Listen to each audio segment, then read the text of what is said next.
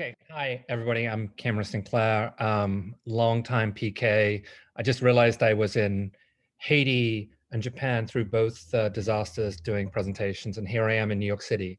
I co-run World Changing, which is an off-grid, low-carbon housing company, but I'm going to talk about how we can do it. Now, um, I've worked on design solutions in areas of crisis for more than 20 years. Climate-related disasters come and go, and there are many more on the way. But today we're facing a new challenge, an invisible crisis that has come to all of us. Coronavirus has invaded our places of work, our places of learning, our places of worship, and the places we call home. Now, we've seen hospitals in Europe and the United States are overwhelmed, and based on the studies in Harvard and Imperial, that our hospitals need 1,000% their current ICU beds just to deal with the curve that we're about to face. So we need to mobilize rest and recovery spaces where it's needed most. So we decided, let's look for the crazy ones. We formed a team of frontline doctors, ER nurses, rocket engineers, modular housing experts, 3D printers, electric vehicle manufacturing gurus, former fighter pilots, and a guy who actually lived in a tricked out dumpster for a year. We did it in a weekend. And we put together teams on build, heal, and respond.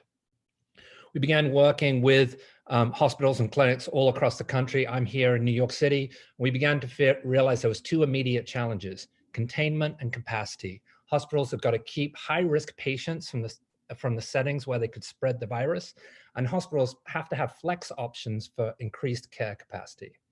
The other thing we found directly from the doctors and nurses is there are limited call beds for workers, and they're not going home because they don't want to get their loved ones infected.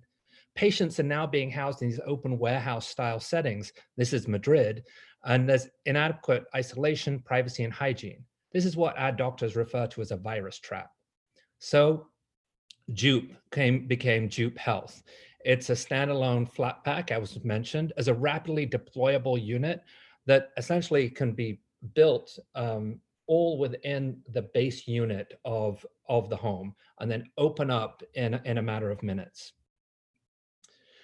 We have three options. So JUPE Rest is a sleep and recovery space designed specifically for frontline healthcare professionals that are fighting COVID-19. It's about 15K, depending on the features. It's about 100 square feet, and it comes with all the things you can get rest and relaxation, coupled with IoT technologies. The care unit is actually twice the size and is an isolation and recovery unit for non-critical COVID patients. It's about 55K, and it includes ventilator hookups, don and doff chambers, negative pressure capacity, and all the other things that you would need to be able to run an off-grid unit. And then the third unit is the Plus. The Plus is $150,000 standalone off-grid or microgrid capable mobile ICU unit. And it's built either with a soft shell or a hard shell. These are about 1/30 of the cost of a traditional hospital treatment room. So how did this all happen? Well, actually, JUPE has been around for about a year. Jeff Wilson and Cameron Blizzard co-founded it, and they were obsessed with the skateboard chassis of the UV vehicles. And you could basically put everything in an EV in the chassis. Why not do it in a home? So everything flat packs into itself. And you could rapidly deploy these units. 27 can go on the back of a flatbed and driven by a pickup truck to rural and urban areas across the United States. We have a little time. So it only takes 2 people to drop these off. Essentially, they arrive with the cover. You can have one person in the front forward handler drop them in place. And then within a couple of minutes, you can get one down. In a couple of hours, you can put a cluster together for a full team or possibly a small clinic. Then something amazing happened. So this has all happened in the last 14 days. So Amplifier, which is an arts-based nonprofit, called us and said, hey, we're doing this event to get all these artists around the world to messages of hope and support for our frontline workers, as well as to address social distancing. Is there a way that we could put our designs and our art on your clinics? And we said, yes.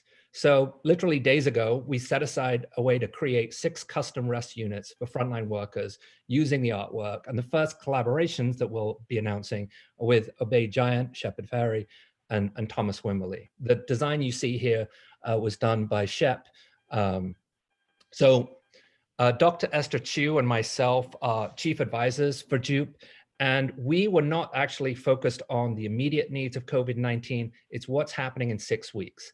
Hurricane season is coming to North America and the Caribbean, and if Category 5 storm hits anywhere in the States, there's going to be a disaster of untold magnitude.